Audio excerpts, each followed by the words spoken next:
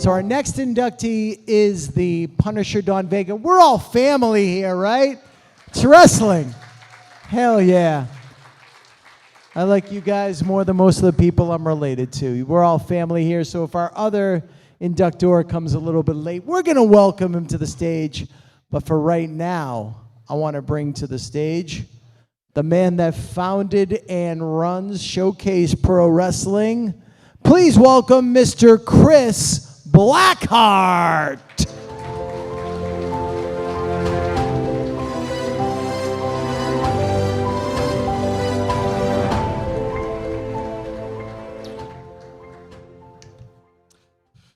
All right, let's start off really good.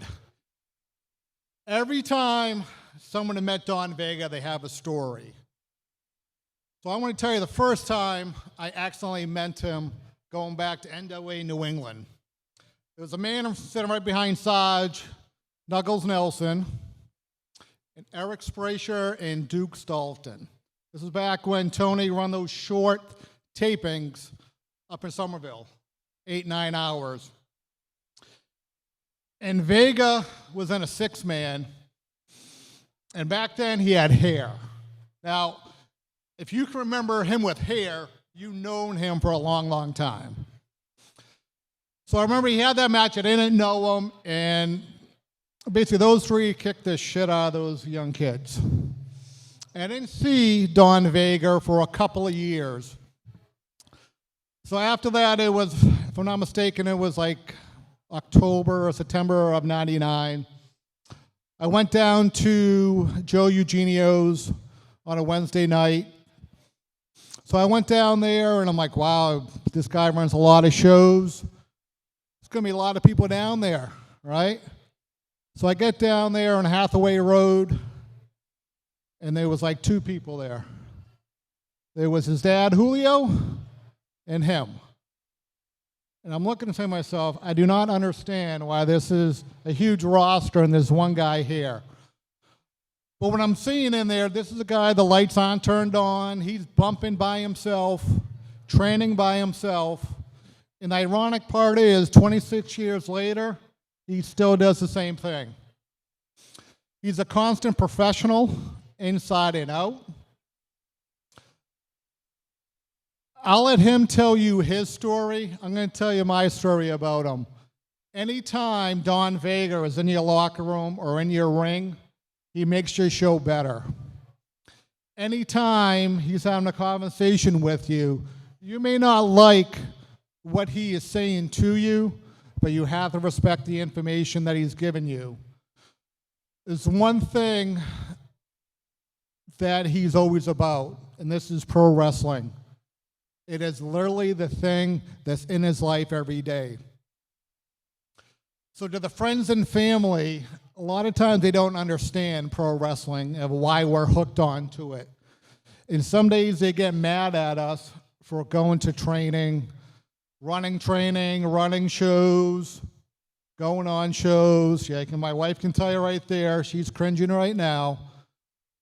But we don't do that to get away from you. We do that because you allow us to do it. You allow us to be who we are, and that is a pro wrestler. So I thank his family. I thank all your friends. You let him be who he is. Well, that being said, over the years, he's become a friend. If you told me 25 years ago this guy would be one of your good friends, I would say, let's find out. So with that being said, Don Vega, I thank you. New England should thank you. You are a cornerstone of this business. You're a cornerstone in New England, and you help to make everybody better, and we thank you for that.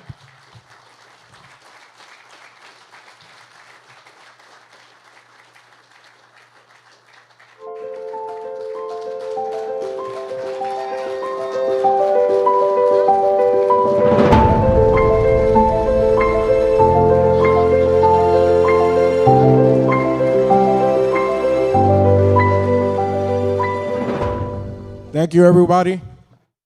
I appreciate everybody for the applause. Y tengo que decir gracias a mi gente siempre porque yo soy boricua y Puerto Rico siempre lo hace mejor. You know, this to me is an honor and a privilege to stand here tonight because this to me was a dream that became a reality. At 4 years old, all I ever wanted to do was be a pro wrestler. And my love grew watching pro wrestling in Puerto Rico with my grandfather. And he's the first person I'd like to thank. Grandpa, I love you and I miss you. Thank you for introducing me to this great business we call pro wrestling.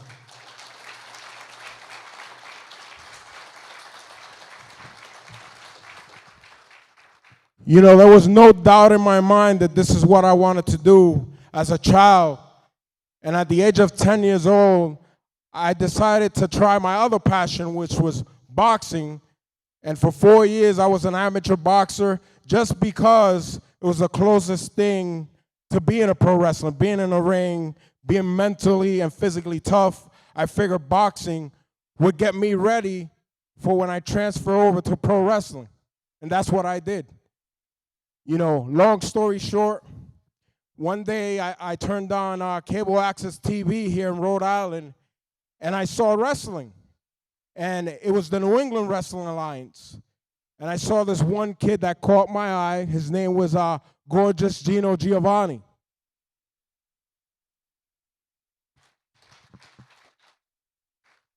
You know, Gino was charismatic. He had, you know, the slacks with big lips in the back of his pants. And I said to myself, you know, this kid is annoying. I bet that with the right training, I could kick his ass. And I continued to watch the New England Wrestling Alliance.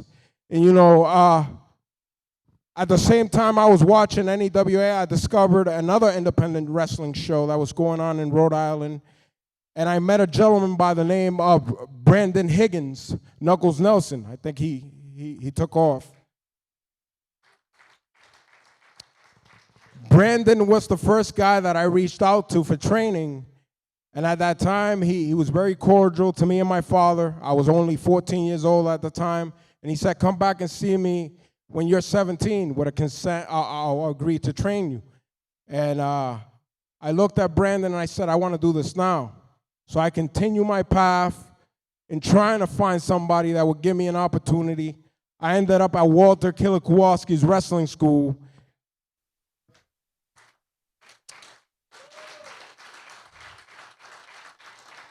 And at the time, Walter said the same thing, come back and see me when you're of age. You know, and I went back to NEWA and I pursued it, and I used to stop by the office. The place would be closed. I would ask my father to bring me by. And, you know, I never gave up. One day, finally found the place open, and I walked in the door. And the first person that I met was a gentleman by the name of Rocco D'Alessandro. And the two midgets that James mentioned, Tiny and Dougie. And another gentleman that I met was a gentleman by the name of Anthony Rufo. Rest in peace. You know, we are highly missed, and I definitely miss him. And he was one of the first guys to offer to train me at that point in time. So when I went to the office, I got the same answer, you know, come back when you're of age. But at that time, you know, I noticed that Rocco, which was the owner and promoter, hit it off with my father. And actually, my father ended up selling a vehicle that he was selling to Rocco, which pissed me off. I'm like, Dad, I came here to become a wrestler and you end up selling your car? But little did I knew that that would open the doors to getting the opportunity in NEWA. And after harassing Rocco countless of times on the phone, please give me a shot, please give me a shot, he finally did. He said, kid, show up. I'm going to give you a shot. You're going to train.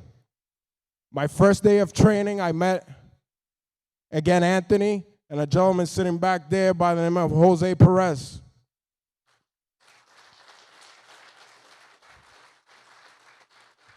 And those guys were the first guys to ever teach me how to bump and teach me the ropes.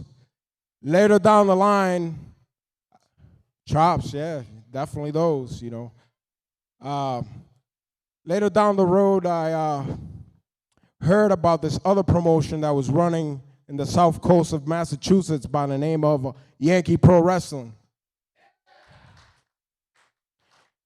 And I asked my other friend that was running late here tonight, John Katie, Pretty Boy Hernandez, if I could come along to a show and check out this place. I heard, they had some good talent, some good trainers, and there was even money involved. I was like, money? I definitely got to get down there. So that's what I did. John said, yes, I'll bring you up. He brought me. I watched the show. I was a little bit intimidated at that time.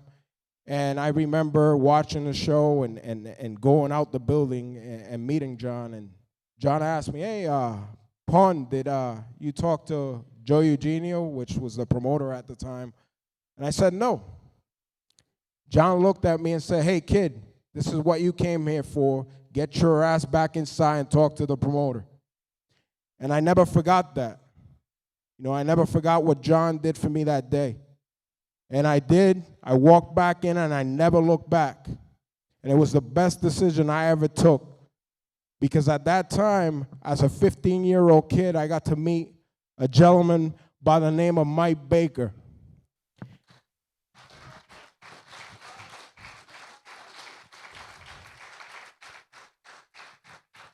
For those that don't know, it is Brickhouse Baker.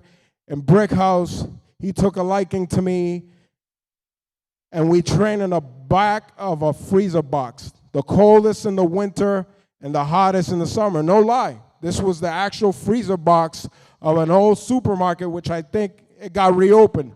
Did it get reopened, Mike? He's back there, yep.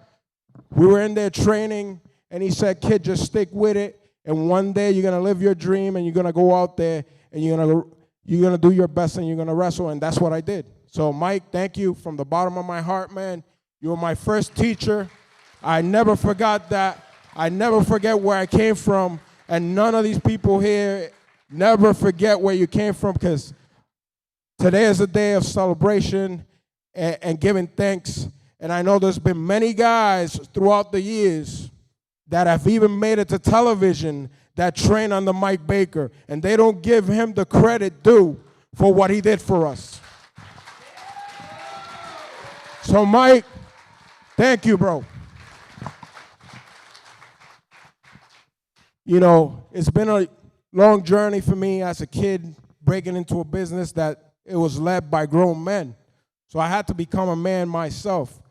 And, I've seen a lot of things happen throughout the way in my time, and I've gotten to meet and wrestle a lot of legends that I grew up watching, guys that I never dreamed of, guys like Tony Atlas, Sergeant Slaughter, Brutus Beefcake, the Bushwhackers, and not only that, through those opportunities I got to go back to my island of Puerto Rico where it all started and wrestle there with guys beside guys like Sabio Vega, besides guys like Miguel Perez, and a whole host of other guys, and I'm grateful for that. And I never dreamed that would happen, but it did, because I never gave up, and there was a lot of people that doubted, a lot of people that didn't really like the way that I was. I've always been a loner, and I've always counted in myself to get things done. If there's one thing that my father always taught me, it's to believe in yourself and work the hardest, and things will happen for you. And I kept that all throughout this time. I speak a lot about my father because he was my rock. He was my best friend, I lost my dad to cancer about 4 years ago, and it's probably one of the hardest things that I've gone through in life. But, I want to say thank you, Dad, for making me who I am today, and for always betting on me and always believing in me.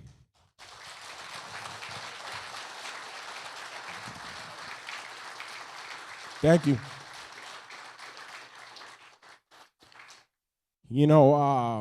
It's been tough going out and not seeing my father in the sidelines, but one of the last conversations that I had with him, he told me I would never be alone and he will always be with me, and he's here in spirit. And he was right about that, because throughout the pandemic, you know, I had my nephew, Julio.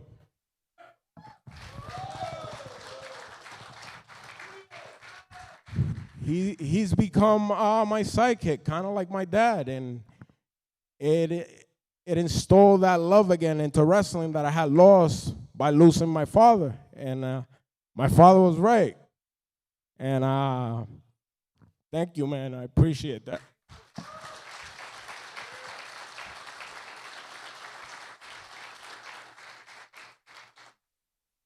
You know, this is all special to me, and it brings tears, and I promised myself I wouldn't cry.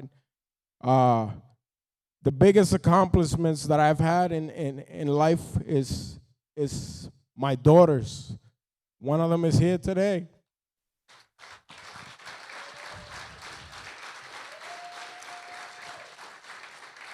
You know, that little girl changed my life in many ways, and I couldn't be thankful enough to have her.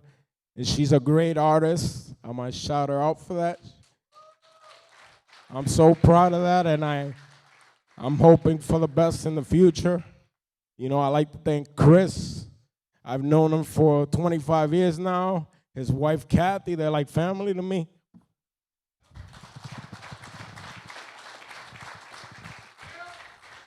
Again, John, you know, he's not here, but I like to thank John. You know, I appreciate everything from back in the day. I see some of my guys in the crowd. Cargill Benton, thank you, brother. He came into the training center at 35 with a dream of being a pro wrestler, and I'm glad that I had, you know, some hands in making that happen. I'm proud of that. And some of my students are here too. I appreciate you guys for coming out tonight.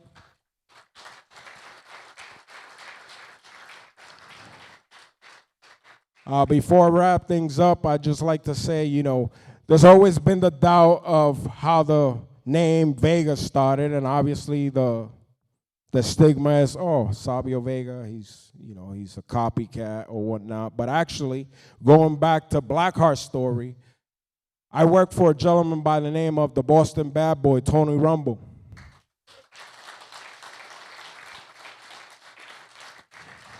And I did my time, and I paid my dues, and I did his TVs. And one time I showed up to the old Good Time Emporium in Somerville, Mass. And Scott Dickinson, which was a referee on TV, pulled me aside and said, hey, Tony wants to talk to you. And I said, holy shit, I'm on trouble now. But I went and saw Tony, and he pulled me aside and said, hey, kid, you know, I like that you're bilingual. I like the whole Spanish deal you got going. And I like to do something with you, but you can't just be the Punisher. You have to have a name. And he said, you're a cross between Sabio Vega and D'Lo Brown. And I was like, okay, you know, that's a huge compliment. He's like, what do you think about calling yourself Don the Punisher Vega? And I said, you know, whatever you want, Tony, that's what I'll do. And that's how Don the Punisher Vega came about. You know, thank you. I know Tony's not here any longer with us. God rest his soul. But, you know, I hope that I did proud his idea. I hope that, you know, the vision that he had for Don the Punisher Vega was good enough. And I hope that he's proud about everything that has come out of it. I'd like to say thank you to everybody here. I appreciate your time. I appreciate Joe for putting on this great event. Appreciate you, Joe. Thank you very much. And everybody else, including my students, you know, keep supporting the business. Keep the dream alive. Keep working hard. Don't let anybody stop you, because life is about moments. Moments like this. We live for moments. So if your moment hasn't happened yet, don't wait till tomorrow to make that happen. Do it today, because you don't know about tomorrow. Love your family. Say to your loved ones that you love them. I love you guys. God bless you. To him goes all the glory. Gracias. Y Puerto Rico siempre lo hace mejor, coño. Y esa es la que hay.